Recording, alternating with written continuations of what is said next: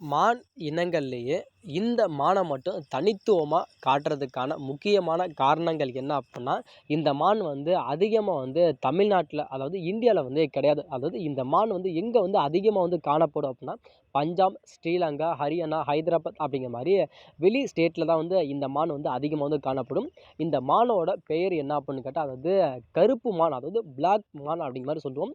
இந்த கருப்பு மான் அப்படிங்கிறது இதுக்கு ஒரு தனி சிறப்பு என்ன அப்படின்னா, அதாவது ஆண் மான் தான். அதாவது இந்த ஆண் மானோட கொம்பை பார்த்தோம் அப்படின்னா 2லேருந்து 2.5 மீட்டர் வரைக்கும் இதோட கொம்பு இருக்கும்.